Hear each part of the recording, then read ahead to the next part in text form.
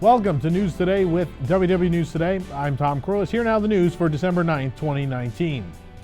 Disney's Hollywood Studios has extended hours at the park, allowing for an earlier official open time in anticipation of the higher crowds for Star Wars Rise of the Resistance.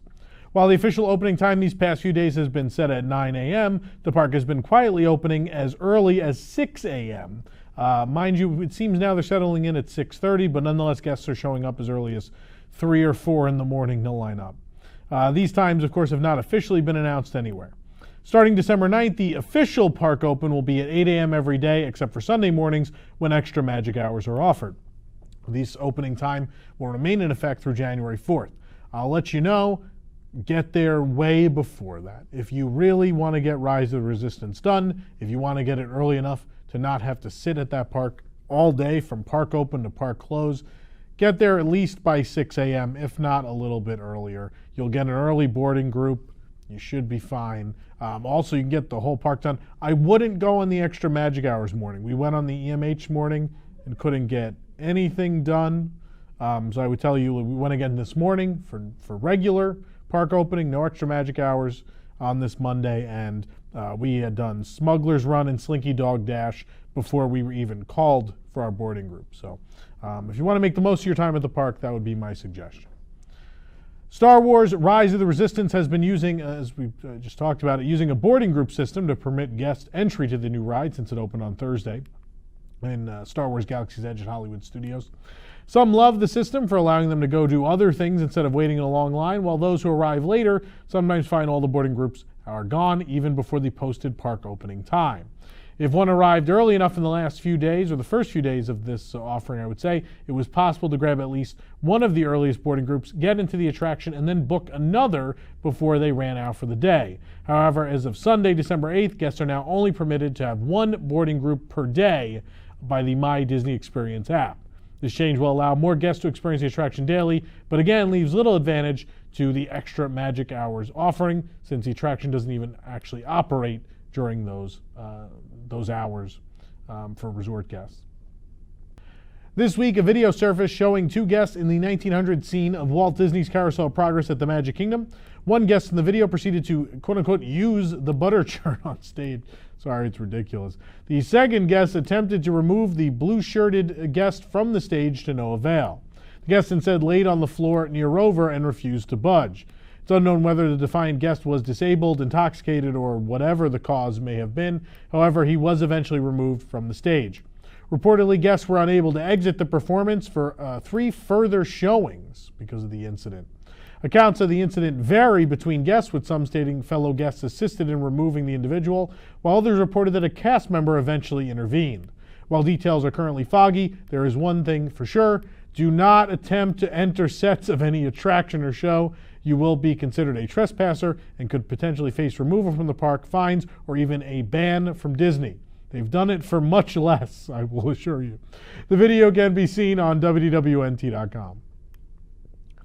With work continuing on the new World Celebration area of Epcot, Penn Central has moved into the Camera Center beneath Spaceship Earth. Signage outside indicates that the store is both Pin Traders and the Camera Center. The interior is now a pin shop as well as a PhotoPass location as it was before it closed. New flooring, new registers, and more were added to the shop, and the store does sell more than pins and camera equipment. You can find other things such as the entire 2020 merchandise line. You can take a full photo and video tour on our site at wdwnt.com.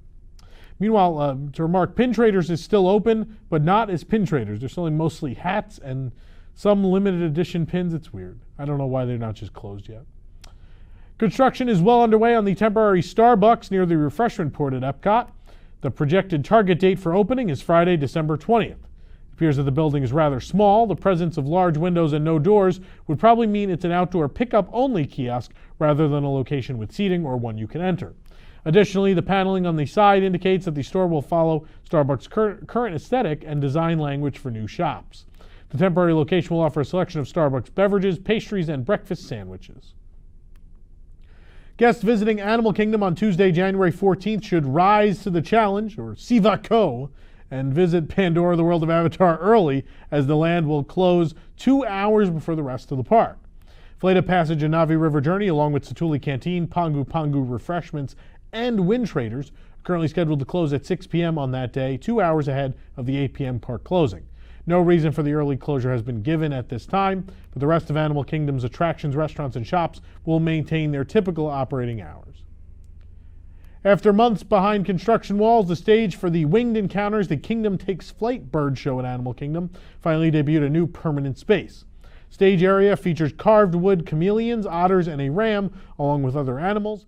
A plethora of branches jut out over the top to act as perches for the birds when they are on stage.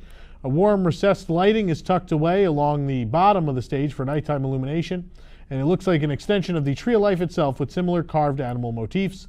If you're looking to catch a showing of Winged Encounters, morning shows take place at 9:30, 10:30, and 11:30 a.m.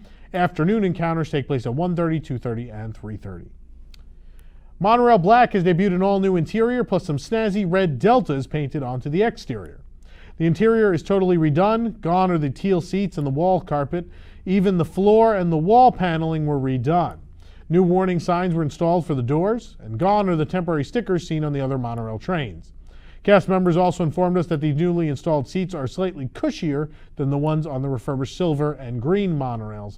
The other thing that cast members have told us is that beyond these nice aesthetic changes, that apparently top to bottom the monorail was mostly rebuilt. So it appears maybe we're not going to get new monorails. They're just going to keep doing these very healthy remodelings and fix-ups of the existing fleet. It seems to be what's happening.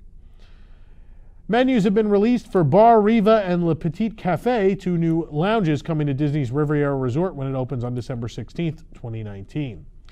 Bar Riva will be the resort's poolside bar, specializing in frozen cocktails, rosé, and refreshing spritzers. Named after the charming venue featured in the 1970 classic The Aristocats, La Petite Cafe will be located by the lobby in the main building of the resort and will offer specialty coffees and pastries, plus late-night drinks and small plates. Check out full menus for both of those locations at wdwnt.com. Belle of the Ball Bronze has been named the next Disney color trend, and a full line of merchandise arrived in Disney parks on December 8th. These make less and less sense as time goes on. The main tones of this new collection feature dark hues of golden, bronze, black, and metallic, all meant to emulate Belle from Beauty and the Beast. Sure. More of a yellow, right? Am I crazy? The collection includes a set of sparkly mini ears and the usual apparel and accessories like Loungefly bags and Spirit jerseys. It has been announced that the Haunted Mansion at Disneyland will be closing for a months-long refurbishment in 2020 after the classic attraction wraps up its season of the Haunted Mansion holiday overlay and a fabulous 50th anniversary celebration. According to the OC Register, the Haunted Mansion will undergo a 2-month refurbishment in early 2020, as opposed to the usual 2 to 3 week refurbishment to switch over from the holiday version. The overlay causes a lot of residual damage to the interior and exterior of the attraction, so after a few years it's necessary to close the attraction for a longer period.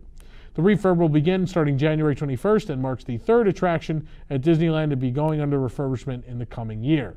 Earlier this month, Snow White's Scary Adventures was announced to be undergoing refurbishment as well, and we know that Indiana Jones Adventure will be doing the same. Disney Cruise Line passengers should be aware of a change to cruises embarking and debarking from Port Canaveral. According to Disney Cruise Line blog, documents revealed ahead of Wednesday's Port Canaveral Board of Commission meeting show that the Cruise Line's Terminal 8, CT8, will be closed for a 5-month refurbishment from June to October of next year. During this refurbishment, Disney Cruise Line will utilize Cruise Terminal 10 as its hub for embarkation and debarkation from Port Canaveral, conveniently located next door to CT8. No sailings are expected to be impacted by the refurbishment beyond this change. The arrangement was previously agreed to by Disney and the Canaveral Port Authority. With the pending arrival of the Disney Wish in 2022, Disney is seeking the opportunity to do an extensive rehab of its cruise terminal, including demolition, piles installation of a new curtain wall in the existing building, seating replacement, ticket counter removal, IT infrastructure replacement, the extension of the drop-off canopy, and structural steel installation. For more information on these stories and more, head on over to wdwnt.com. If you're enjoying the show, be sure to like this video, subscribe to WDW News Today on YouTube for more great content, and click the bell for notifications. For the worldwide leader in Disney Parks news, this is Tom Corliss saying enjoy the rest of your today and have a great, big, beautiful tomorrow without getting on the stage. Let's do that.